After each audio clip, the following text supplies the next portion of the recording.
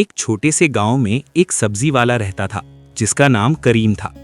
वो रोज सुबह सवेरे अपने सब्जियों की रेडी लेकर गांव में आता था।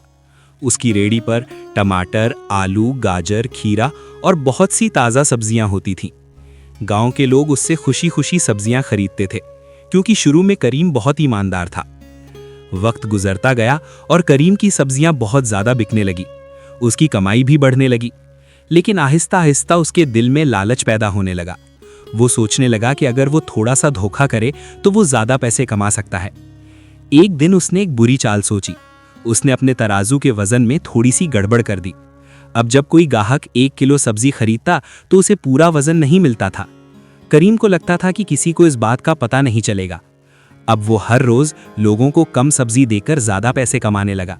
वो दिल ही दिल में खुश होता और सोचता कि वो बहुत चालाक है, लेकिन उसे ये नहीं मालूम था कि सच एक दिन ज़रूर सामने आता है।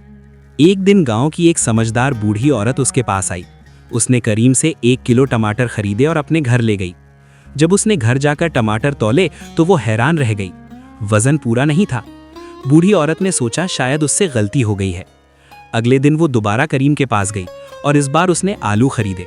जब वो घर गई और आलू तौले तो वजन फिर कम निकला। अब उसे यकीन हो गया कि करीम लोगों को धोखा दे रहा है।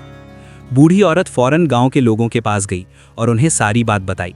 शुरू में लोगों को यकीन नहीं आया क्योंकि वो करीम पर भरोसा करते थे, लेकिन जब उन्होंने अपनी खरीदी हुई सब्जियां तौलकर देखी तो सब हैरान रह गए। वाकई वजन कम था। अगले दिन गांव के बहुत से लोग करीम की रेडी के पास जमा हो गए। सबके चेहरों पर गुस्सा था। गांव के सरदार ने करीम से कहा, हमने तुम पर हमेशा भरोसा किया, लेकिन तुमने हमें धोखा दिया। ये सुनकर करीम घबरा गया। उसे अपनी गलती का एहसास होने लगा। उसने शर्मिंदगी से अपना सर झुका लिया। करीम ने कहा, मुझे माफ़ कर दें, मैं लालच में आकर गलती कर बैठा हूँ। मैं वादा करता हूँ कि आइंदा कभी किसी को धोखा नहीं दूंगा।